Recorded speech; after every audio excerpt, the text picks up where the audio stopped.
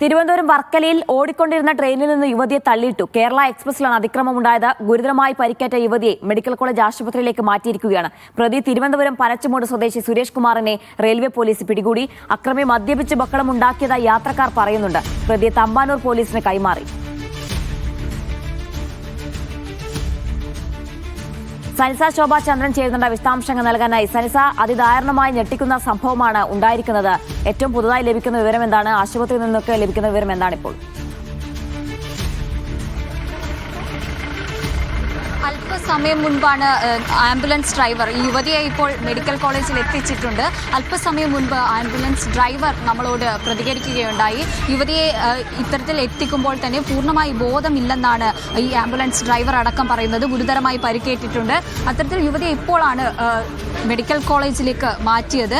വിദഗ്ധ ചികിത്സയ്ക്കായിട്ടാണ് മെഡിക്കൽ കോളേജിലേക്ക് മാറ്റിയത്. കൂടാതെ തന്നെ പ്രതി പനച്ചമൂട് സുരേഷ് കുമാറിനെ ഇപ്പോൾ തമ്പാനൂർ പോലീസിന് കൈമാറിയിട്ടുണ്ട്. കൂടുതൽ അന്വേഷണം നടത്തേണ്ടതായിട്ടുള്ള ഒരു സാഹചര്യമാണ് നിലവിലുള്ളത്. ആ ഒരു സാഹചര്യത്തിൽ പ്രതിയെ തമ്പാനൂർ പോലീസിന് കൈമാറിയിട്ടുണ്ട്.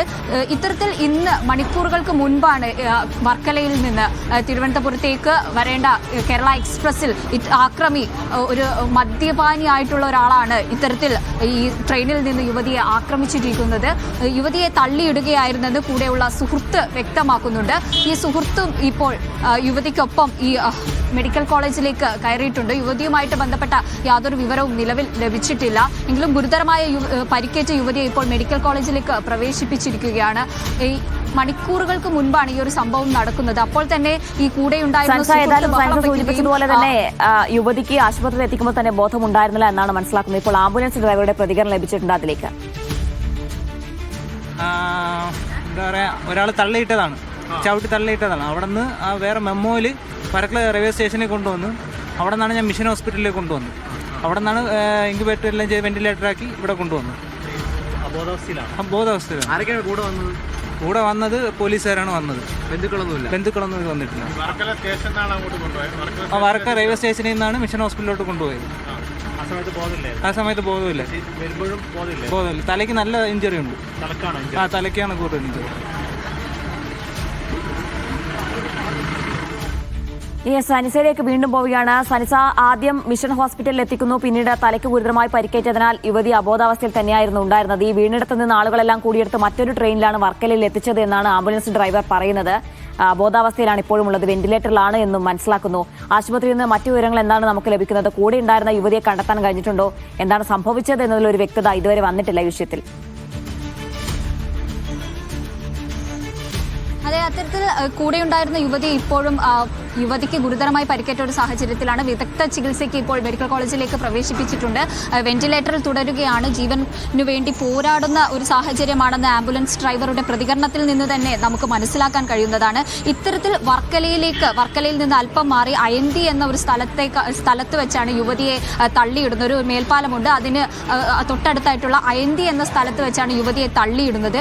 അവിടെ നിന്ന് ഇത്തരത്തിൽ യുവതിയെ അല്പസമയത്തിന് ശേഷമാണ് ഈ മറ്റ് സുഹൃത്തു ശബ്ദിച്ചതോടെ ഈ കൂടെയുണ്ടായിരുന്ന യാത്രക്കാർ അലേർട്ട് ആവുകയും അവർ പ്രതിയെ പിടികൂടുകയും ട്രെയിൻ നിർത്തുകയും യുവതിയെ റെയിൽവേ പാളത്തിനടുത്തായിട്ട് അയന്തിയിൽ വെച്ച് കണ്ടെത്തുകയുമായിരുന്നു. തുടർന്ന് ട്രെയിനിൽ കയറ്റി പിന്നീട് മിഷൻ ഹോസ്പിറ്റൽ, വർക്കലയിൽ തന്നെയുള്ള ഒരു സ്വകാര്യ ആശുപത്രിയായിട്ടുള്ള മിഷൻ ഹോസ്പിറ്റലിൽ എത്തിക്കുകയും അവിടെ നിന്ന് ആദ്യം യുവതിയെ കണ്ടെത്തുമ്പോൾ തന്നെ യുവതിക്ക് ബോധമുണ്ടായിരുന്നില്ല. അവിടെ മിഷൻ ഹോസ്പിറ്റലിൽ പ്രവേശിപ്പിച്ചപ്പോൾ തന്നെ വിദഗ്ധ ചികിത്സയ്ക്കായി മെഡിക്കൽ കോളേജിലേക്ക് മാറ്റണമെന്ന് ഡോക്ടർമാർ പറയുകയായിരുന്നു. തുടർന്ന് അതേ ആംബുലൻസിൽ വർക്കല MLA വി ജോയ് വിഷയത്തിൽ പ്രതികരിക്കാൻ ചേരുന്നുണ്ട്. ശ്രീ വി ജോയ്, അതിദാരുണമായ സംഭവമാണ്, ഞെട്ടിക്കുന്ന സംഭവമാണ്. 19 വയസ്സുകാരിയാണ് ഇങ്ങനെ ആക്രമണത്തിന് ഇരയായതെന്ന് മനസ്സിലാക്കുന്നത്. അതീവ ഗുരുതരാവസ്ഥയിലാണ് എന്നും അറിയുന്നു. എന്താണ് താങ്കൾക്ക് ഇതുമായി ബന്ധപ്പെട്ട് ലഭിച്ചിട്ടുള്ള വിവരം? നമുക്ക് അവിടുന്ന് ലോക്കൽ പോലീസ് നൽകുന്ന വിവരമാണ് ഉള്ളത്. പിന്നെ ഈ കുട്ടിയെ ഇപ്പോൾ മെഡിക്കൽ കോളേജിലേക്ക് കൊണ്ടുപോവുകയാണ്.